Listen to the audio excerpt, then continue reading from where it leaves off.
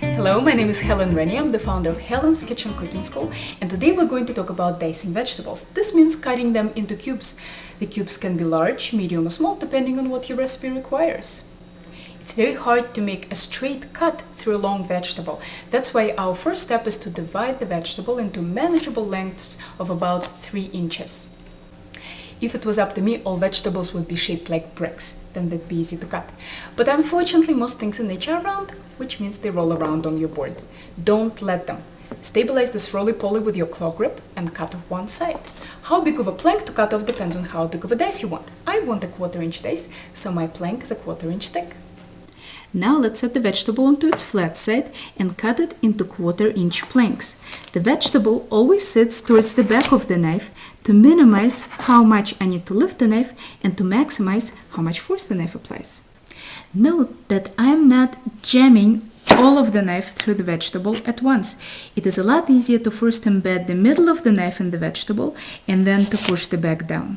Now let's line up our planks on the board and turn them into sticks that look like French fries.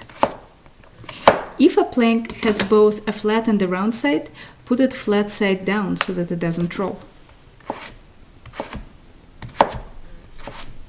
Once you get comfortable, you can stack a few planks together and cut them at the same time. But don't get overambitious and make tall towers because they tend to fall over and you might cut yourself. Now let's line up our sticks and cut them crosswise into cubes. I'm still using the same cutting technique. The carrot sits close to the back of the knife, the fingertips on my guiding hand are all tucked in, and my elbow is sticking out to help my thumb get out of harm's way.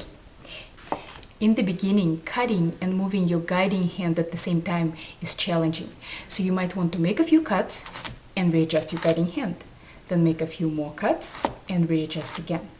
But eventually, you'll get the hang of cutting and moving simultaneously.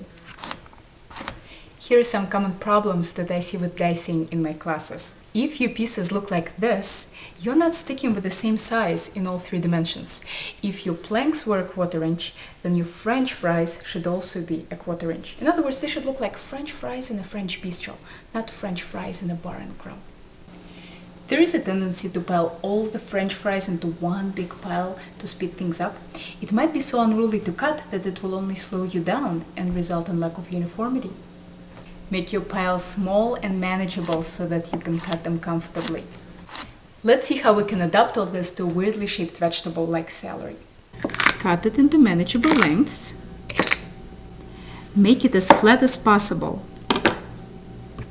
Skip the planking step and jump straight into sticks.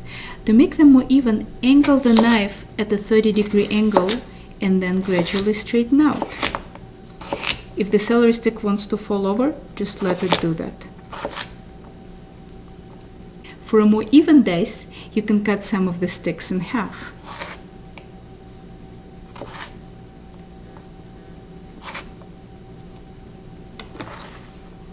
Turn them around and dice. Don't forget the claw grip, hide that thumb.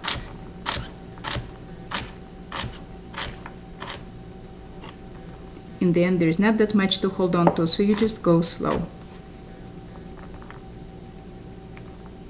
Hey, we've almost got ourselves a flavor base for all our soups and stews.